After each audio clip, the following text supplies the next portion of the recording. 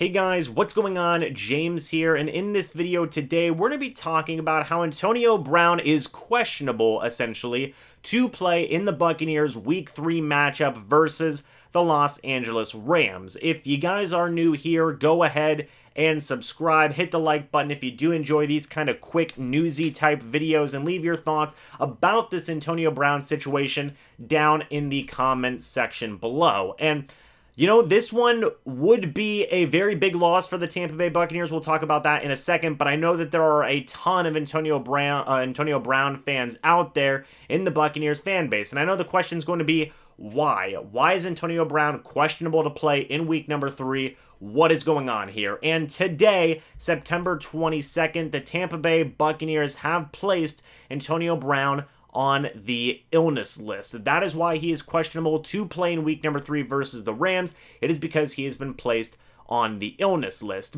But it is not impossible for Antonio Brown to be eligible to play in week number 3. What needs to be done for him to be eligible to play in the Buccaneers' upcoming game on Sunday? Well, Antonio Brown needs 2 negative tests 24 hours apart to be eligible to play on Sunday, per Rick Stroud on Twitter. And this is being recorded on Wednesday night, which means Antonio Brown has Thursday, Friday, and Saturday to get those 2 negative test results to be able to play for the Buccaneers on Sunday. So it's not impossible, but it certainly is a difficult situation. Also coming up on the injury report is Jaydon Mickens and Jason Pierre-Paul. Bruce Arians said that both of those guys are listed as day-to-day as they continue to recover from some nagging injuries. He said that when he spoke to the media today after practice. But going back to Brown first, you know, Antonio Brown so far through 2 games, he's been targeted 10 times. He has 6 receptions for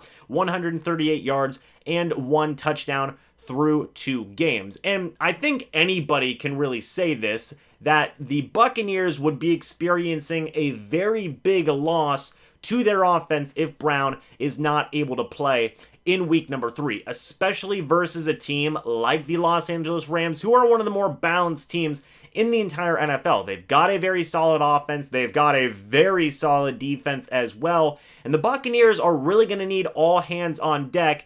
And having a guy like Brown potentially not be able to go would be a very, very big loss. It would certainly be a big loss in terms of offensive snap counts, right? Because Antonio Brown, he played 65% of offensive snaps for the Buccaneers in week number 1.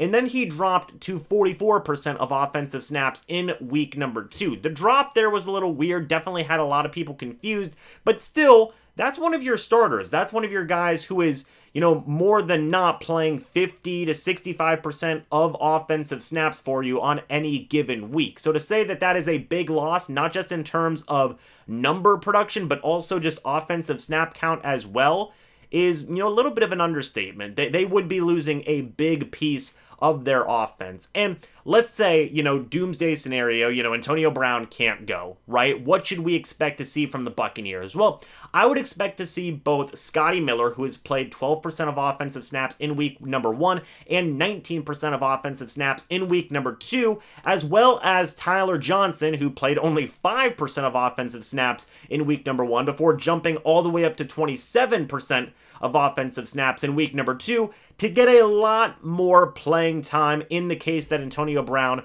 would not be able to play. If he's not cleared in time to play, you would see a lot more playing time from Scotty Miller and both Tyler Johnson. I believe between the two of them, Scotty Miller hasn't had a single target thrown his way so far through 2 games, and I believe Tyler Johnson has had 2 targets thrown his way, and I believe he caught 1 of those. So, you know, needless to say, both these guys, they haven't been getting a ton of playing time. They haven't been getting a ton of targets thrown their way. That could certainly change if Brown is not able to play. So stay tuned for that situation. Again, any updates that I would get, I will make a video talking about it.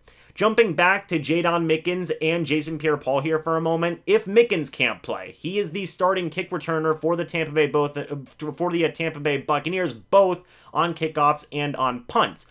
Who takes his spot if Jaydon Mickens can't go? Well, Bruce Arians actually talked about this today, and the three names that he mentioned were Scotty Miller, who would be getting a lot more playing time if Mickens and Brown couldn't go, both on special teams and in the offense. Antoine Winfield Jr., which I felt was a very, very interesting option. We'll see how much they want to play him. They may want to keep him fresh on the defensive side of the football. And then finally, Jaylon Darden, who would be making his NFL debut in week number 3 if they were to activate him. He has been inactive through 2 weeks so far, and that's essentially one of the biggest reasons, if not the main reason, they drafted Jaylon Darden, was to be that return guy. So if Mickens can't go, look for Scotty Miller, look for Antoine Winfield Jr., and potentially look for the debut of Jaylon Darden as well, as guys who could come in and replace Mickens for his return duties for that game. And then in the case of Jason Pierre-Paul, if he can't go, look at increased playing time with Joe Tryon. He played 25% of defensive snaps in week number 1 and 26% of defensive snaps in week number 2. And Anthony Nelson, who played 8% of defensive snaps in week 1 and 19% of defensive snaps in week 2, if Jason Pierre-Paul cannot play as well. As always, guys, with all three of these situations, with Brown being on the illness list, with Mickens and Jason Pierre-Paul dealing with day-to-day injuries and whatnot, I will have updates for these either on the community tab or by making a video in of itself when new reports come out on whether or not these guys will or will not play. So just stay tuned once there's more information out there. But anyway, guys, again, what do you think about all of these situations that are going on right now? What do you think about the potential replacements that I put out there in terms of guys who would have to step up and get more playing time if Antonio Brown, if Jaydon Mickens, and if Jason Pierre-Paul cannot play? Just give me your thoughts on all of that and let me know your thoughts in the comment section below. Anyway, guys, thank you so much for watching this video. Hope you all enjoyed, and I will see you all in the next video or the next live stream. But until then, and as always, guys, goodbye for now, and go Bucs.